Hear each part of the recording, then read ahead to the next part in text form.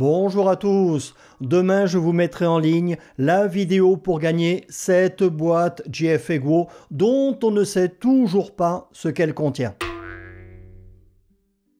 Aujourd'hui, un super article d'Auto-Info Distribution sur la folie des prix dans l'automobile et les grandes braderies de la part des constructeurs qui vont s'amplifier.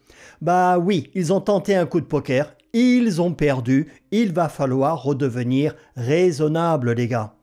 Page 1, véhicule neuf de la braderie à la guerre des prix. Et en légende de la photo, on nous dit les nouvelles Citroën C3 thermiques et électriques marquent un retour vers des tarifs plus abordables dans le neuf.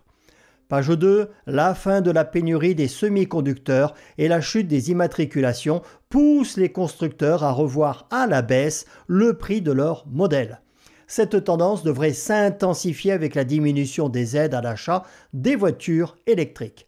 En raison de la pénurie de semi-conducteurs qui a entraîné des ruptures d'approvisionnement en véhicules neufs pendant la crise sanitaire, les prix des modèles ont considérablement augmenté, frôlant désormais les limites de l'acceptable économique pour les acheteurs.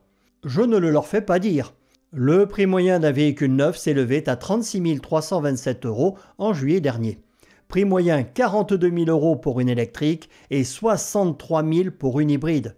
Ça me paraît énorme, mais bon, c'est la moyenne qui a été calculée. Cette inflation des prix explique en partie la chute du marché automobile depuis la crise du Covid. Alors pour moi, ce Covid, tout comme la guerre en Ukraine, ça a surtout servi de prétexte pour tenter de nous faire avaler la carotte. La preuve, c'est que même s'il n'y a plus de pénurie de semi-conducteurs ou de quoi que ce soit d'autre, il n'y a que la pression des clients qui n'achètent plus, qui commence à peine à les rendre plus raisonnables. Tout en bas, on nous dit que face aux contraintes du pouvoir d'achat des consommateurs, la réalité du salaire médian, qui est de 26 000 € par an, s'impose désormais aux constructeurs. Oui, ça plus la pression fiscale qui s'accentue de plus en plus sur les Français, l'incertitude de l'avenir qui rend les acheteurs plus prudents, l'offre qui n'est pas du tout adaptée aux besoins et à la demande des clients, et j'en passe. Donc, on nous dit que ça pousse les automobilistes à garder leur véhicule plus longtemps et que ça fait augmenter l'âge moyen du parc automobile qui s'établit désormais à 12 ans.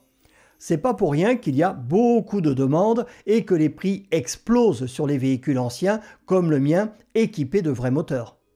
Page 3. On nous dit qu'au-delà des incertitudes sur les réglementations et leur pseudo-transition énergétique, la disparition des voitures à bas prix des catalogues des constructeurs, elles reviennent à dissuader de nombreux acheteurs.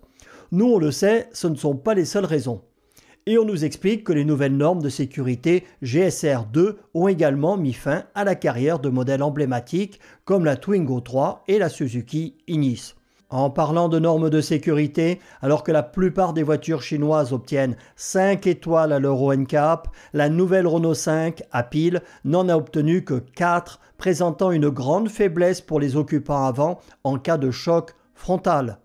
Décidément, chez Renault Dacia, il n'y a pas qu'au niveau du design qui s'inspire des années 70. Plus bas, on nous explique que le prix moyen chez Stellantis est de 40 000 €, un montant supérieur à la moyenne de ses concurrents sur le marché de l'automobile de masse. Aux États-Unis, une Jeep qui était vendue 35 000 $ en 2019 dépasse les 60 000 $ en 2024. Chez nous, en 6 ans, le prix moyen d'un véhicule neuf a bondi de 10 000 €, passant de 26 000 en 2018 à 36 000 € en 2024. Les salaires et le niveau de vie n'ont pas suivi. Après, il ne faut pas qu'ils s'étonnent que leur voiture toute pourrie, personne n'en veut. Dans un autre article où il parle des voitures de la police et de la gendarmerie, il nous explique que le prix d'une Peugeot 5008 a bondi de 55% en 4 ans, qu'un véhicule acheté 23 000 € en 2020 leur en coûte 45 000 en 2025 et qu'avec le malus, car eux aussi le payent, les 4x4 dont ils ont besoin pour intervenir sur les pistes en Guyane leur reviennent à 100 000 €. On vit définitivement dans un monde de fous. On revient à notre article, page 4, c'est l'avant-dernière. On nous dit que le prix des véhicules neufs a atteint un plafond de verre et qu'il commence à baisser. Non seulement il va falloir les baisser beaucoup plus, mais il va aussi falloir en finir avec ces normes débiles et nous refaire de vraies voitures s'ils veulent voir les clients revenir. Page 5, la dernière, on nous dit qu'on va vers une guerre des prix en nous parlant de la Citroën EC3 et de la Renault 5 e-Tech.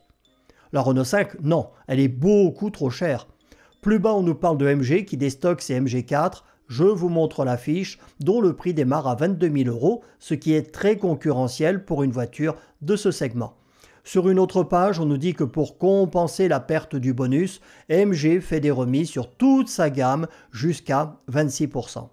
Et tout en bas, on nous dit que confrontés dans le même temps à des stocks et à un marché à tonnes, les constructeurs comme les distributeurs accélèrent le pas vers les remises au risque de déclencher une véritable guerre des prix dans les prochains mois.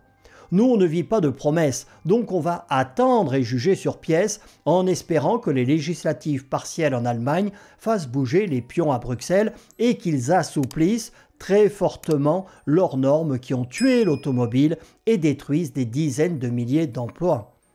Promis, ma modératrice qui a son fan club, je le sais, revient dans la prochaine vidéo. Salut à tous!